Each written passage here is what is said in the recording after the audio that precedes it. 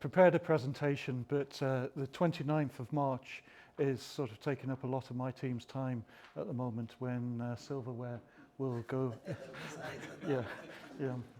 Okay, I better not say anything more. We'll let you know the route if you want. So the Renters' Rights Bill, that is bringing in a huge change. The government introduced it on the 11th of September 2024. It's going through Parliament at quite a rapid pace, and it's likely that it will come into law in the summer, probably about June, but it then takes time for it to be published, so it probably will take effect in the autumn, maybe sort of October time. So it really does bring about some big changes in the way that the private rented sector performs. And this slide, I nicked it from MHCLG. So the bill, their aim with this bill is to give greater security to the private renters and to try and get people to stay and stop that churn in the housing market and reduce the risk of homelessness. So that is their aim. So one of the most radical things that the bill does, it abolishes Section 21 evictions, and you'll still be able to carry out evictions. There's a list of reasons in the Act. What I'll do, I'll send a link to the guidance, and all the reasons for evictions are in there. There's still mandatory conditions, you know, if you need to take over the property for a family member, and then there's the discretionary reasons such as ASB and the tenant not looking after the property. So they're all still there in if you take someone to court, and the duty will be upon you to prove that those conditions aren't being met. There's protections there for a tenant, and a tenant will have to give 2 months notice of wanting to end the tenancy, and the tenants will benefit from a 12-month initial protected period at the beginning of their tenancy, and you can't evict them in that time period. Landlords will need to provide 4 months notice when using the grounds to evict a new tenant. So one of the reasons for eviction is redevelopment, and yeah, okay. So the bill, this is quite radical. It introduces a simplified tenancy structure, and it means that as I said, that tenants will have to give you 2 months notice to leave. It's meant to create a more flexible approach, so there'll be no length to the tenancy. I think that the students are quite upset by this, and we had a meeting with the university today. I'd sent one of the other team members along, and I know that the student unions are quite concerned by this and what it means for student tenancies. So the Act also means that the stricter controls on rent increases, that rents can only be increased once a year, and I think that some unscrupulous landlords have used rent increases as a way of evicting tenants, so that is now sort of prohibited. And I'll go through some of the ways that tenants can hold people to account, and that introduces a whole new system. It also stops bidding wars on properties. I think that this maybe happens down south. I don't really hear about that happening up here. You'll probably tell me different, but that it stops you know, the tenants offering higher rents if they take over the property.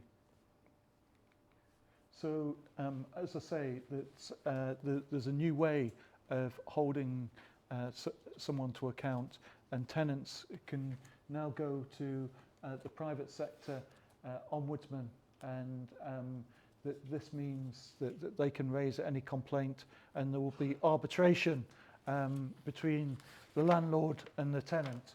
And so this is quite a radical thing. I think it probably, I know this is rich coming from me as a regulator, but I think it probably complicates things slightly in that tenants won't know where to go to.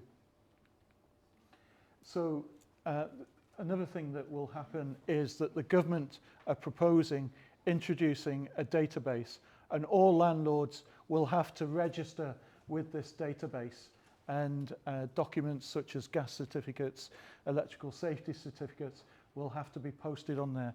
I think that with any IT system it takes ages to introduce, so I'm not sure what the timescale will be on this. And the idea is that it will give tenants better information, and it will help support councils. But I think that with the licensing, we already hold quite a lot of information about property, so that is something that is proposed. As well, the bill also gives tenants the right to bring pets into properties, and it also means that you can't discriminate against somebody if they're on benefits or if they have children. So there are two of the things there. Probably one of the most worrying things here is that Arab's Law. Can you remember the case where the young boy died because of damp and mould? Now, social landlords have already had this imposed on them, and they have 48 hours to respond to a complaint about damp and mould. And the government are proposing introducing this into the PRS. This will probably be dictated by regulation. I don't think that you can install a damp course, can you, in 48 hours, but it's about responding to the complaint and getting a timescale for dealing with the issues. It also applies the decent home standard, so it's going from a basic standard to getting homes that are better value. I think that quite a lot of you will already meet that decent homes standard. Yeah, so I've talked about that. And so enforcement, that we in Newcastle, you're probably already used to us using civil penalties, but some of the new bits of the legislation introduce civil penalties for them, and the maximum for a civil penalty is £7,000. But the other thing that is happening and that we're being encouraged to do is just map who the bad landlords are and record those on a national database. So if a landlord in Manchester has caused issue and had a civil penalty, then causes an issue in Newcastle, then that can rise to a maximum of £40,000 for a civil penalty. There's also going to be requirements on us as regulators. We're going to have to report on the number of complaints that we've dealt with about damp and mould. The government have really got hold of this. There's a survey going on at the moment regarding local authorities' response to damp and mould complaints and how quickly we deal with those issues. And the government have given some local authorities a lot of money.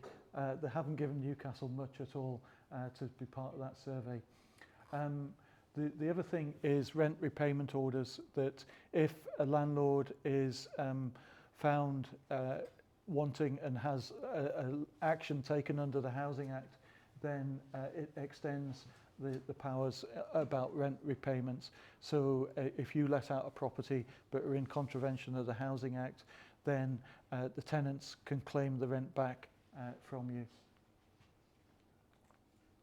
So in preparing for the Renters' Rights Bill, what you should be doing, these are some of the things that I would recommend that you prepare. Start reviewing your tenancy agreements and try and get them aligned with the anticipated reforms. Then take a look at your portfolio, have a look at what's needed to address hazards such as damp and mould. Make sure that the property's in good condition. And then this fixed term tenancies, I'm sure that more guidance is going to come out on this, and I know that a lot of you will have student properties, so that you need to sort of look at that. And I think that it's just a matter of we'll try and keep you updated, and it's just watching out for this legislation and looking at key websites. And I think forums such as this and other landlord forums are the best place to keep informed and make sure that you're the right side of the law. So the new legislation, it's going to give greater tenant retention. I think that that's important. In some parts of the city, the churn is just horrendous. Hopefully it will improve property standards and flexible management practices and be a more transparent marketplace. What I'll do is I'll make sure that you've got the link for the new legislation and the government guidance on it so that you can read it for yourself, and those grounds for eviction are listed in that guidance, and that's where I've taken a lot of this presentation from.